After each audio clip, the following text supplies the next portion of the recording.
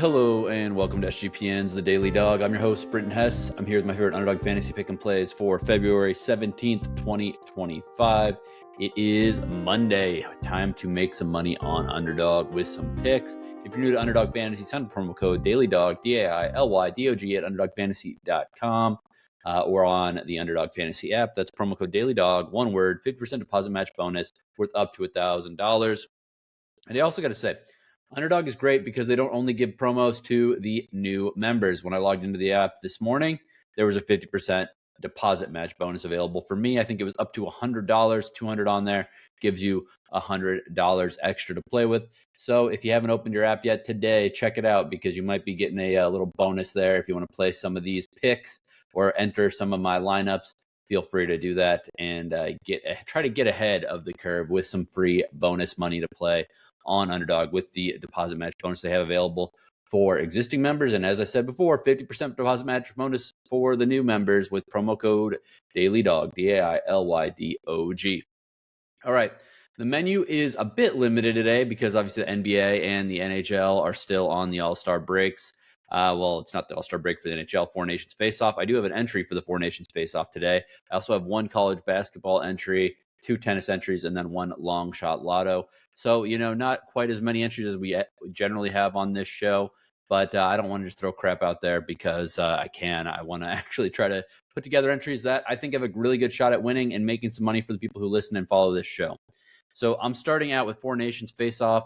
Number 1, I'm only doing the USA game because I want to make sure that everybody has time to get this in. I don't want to put in the Canada-Finland game because I think that there's going to be a little bit of I think the Canada-Finland game, there's people aren't going to have time to get their entry in time, and I just don't want to have like dead time in the beginning of the show for an entry that nobody can enter. So let's go with Four Nations Face-Off. Number 1, we are going to go with Mika Zibanejad higher than 0.5 points as Sweden takes on the USA at 8 p.m. Eastern this afternoon or this evening, 5 p.m. Pacific as well. And then I'm going to take Auston Matthews of USA higher than 0.5 assists.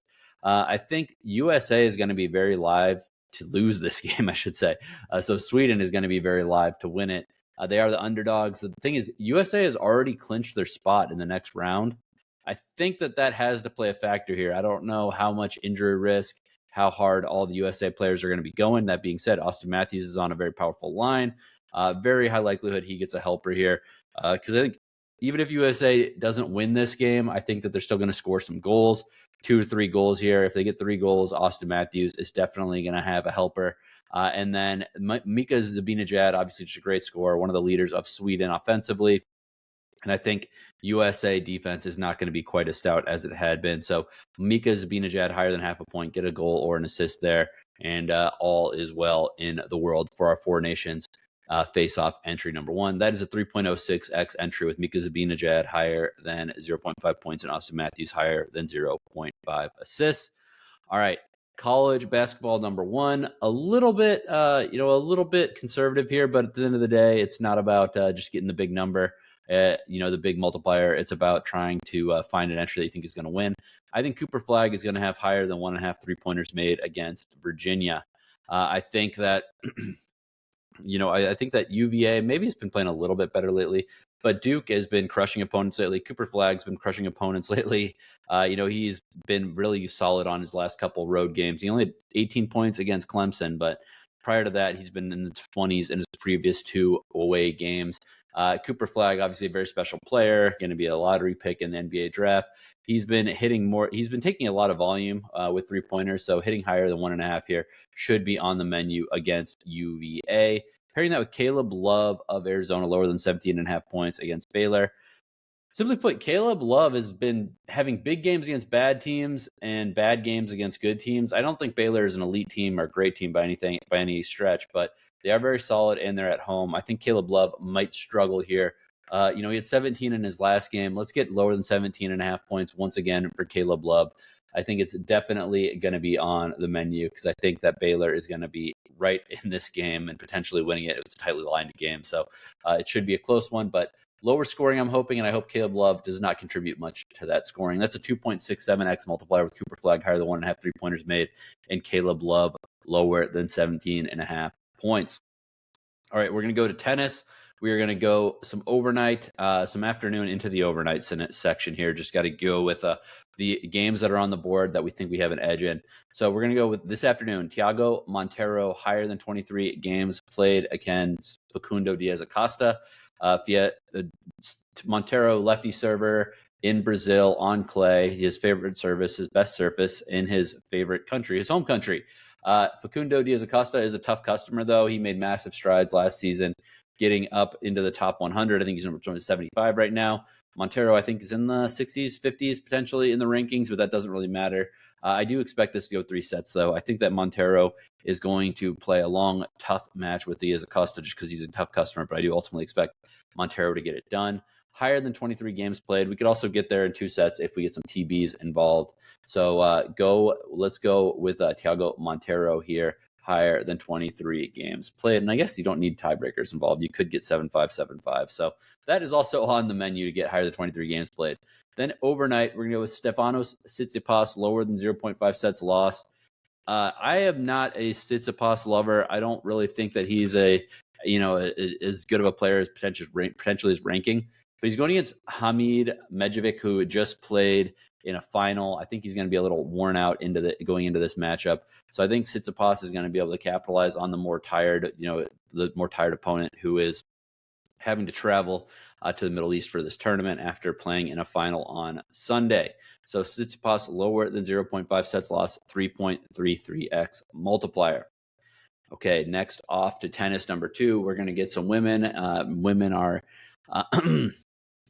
The women are playing in the Middle East as well. We're going to go with Paula Badosa, higher than 22 games played against Belinda Bencic. Bencic and Badosa should be in a tough one. This is obviously taking place in Dubai, where all the women are playing right now. This match is about 11 p.m. Pacific, 2 a.m. Eastern, Monday or Tuesday morning. So we're going to take Paula Badosa, higher than 22 games played against Elise Mertens. Mertens is just a very tough woman out there who's not going to be an easy out for anybody, let alone Paula Badosa, who sometimes struggles keeping her serves in and makes matches that should be pretty straightforward go long.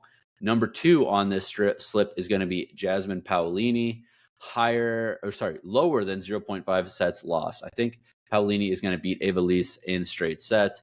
Evelise is having a nice season, but Paolini, number 4 in the world, for a reason. I know she's not necessarily had the ripping hot start that she's had in the past, or she had last year, but her losses in 2024 are to Alina Svitolina, who was great in Australia Open, and Jelena Ostapenko, who made the final in Doha last week.